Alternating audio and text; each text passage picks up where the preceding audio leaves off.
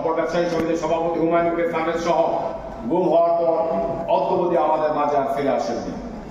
আজকে আমরা আল্লাহর কাছে ফরিয়াদ করি, আল্লাহ তাদেরকে যে অবস্থায় রেখেছেন যাতে শান্তিপূর্ণভাবে রাখেন, যদি জীবিত থাকেন তাহলে যাতে আমাদের মাঝে ফিরিয়ে দেন সেই প্রার্থনা করছি।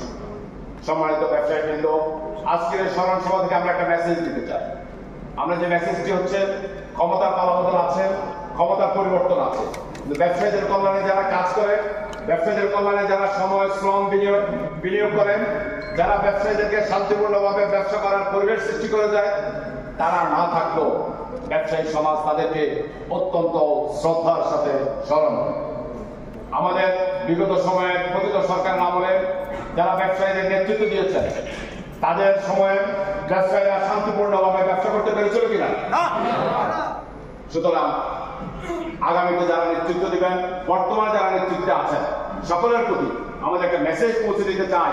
সেটা হচ্ছে, ব্যবসায়ীদের কল্যাণে কাজ করলে, ব্যবসায়ীদের উপকারে কাজ করলে, যদি শান্তিপূর্ণভাবে ব্যবসায়ীদেরকে ব্যবসা করতে দেওয়া হয়, তাহলে ব্যবসায়ীরা আপনি যে অবস্থায় থাকেন না কেন অত্যন্ত শ্রদ্ধা ভরে আপনাদেরকে স্মরণ করবে। যেভাবে আজকে আমরা কর্নেল অবসরপ্রাপ্ত আনোয়ার আজমকে স্মরণ করছি, আল্লাহ সাইফুল ইসলাম হিরুকে স্মরণ করছি, হুমায়ুন কবির ফারভেজকে স্মরণ করছি, জনাব মকসুদ আলী সাহেবকে স্মরণ করছি, আলহাজ কামিলা সাহেবকে স্মরণ করছি, আলহাজ খোরশেদ আলম সুরুজকে আমরা স্মরণ করছি সহ অন্যান্য নেতৃবৃন্দকে আমরা স্মরণ করছি। সেজন্য আজকের এই নাগরিক শোক সভায় কর্নেল অবসরপ্রাপ্ত আনোয়ার আজিম সাহেব যখন লাকসামের সংসদ সদস্য ছিলেন, যখন লাকসাম মনোনয়নের দায়িত্বে ছিলেন এবং নেতৃত্ব দিয়েছেন, লাকসামের ব্যবসায়ীরা কোনো প্রকার চাঁদা দিয়ে লাকসাম ব্যবসা করতে হয়নি। কর্নেল অবসরপ্রাপ্ত আনোয়ার আজিম লাকসামের দায়িত্বে থাকাকালীন কোনো ব্যবসায়ীর উপর অন্যায়ভাবে জুলুম করা হয় নাই, কোনো ব্যবসায়ীর ঘর দখল করা হয় নাই, জমি দখল করা হয় নাই, জায়গা দখল করা হয় নাই।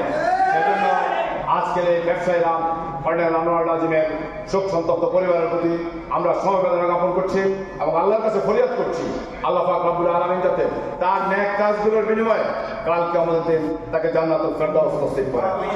এবং আগামী দিনে যারা নেতৃত্ব দিবেন তাদের কাছেও আমাদের প্রার্থনা থাকবে, বিনীতভাবে অনুরোধ থাকবে, লাকসামের ব্যবসায়ীরা যাতে শান্তিপূর্ণ ব্যবসা করতে পারে সেই পরিবেশ আপনারা সৃষ্টি করে দিবেন।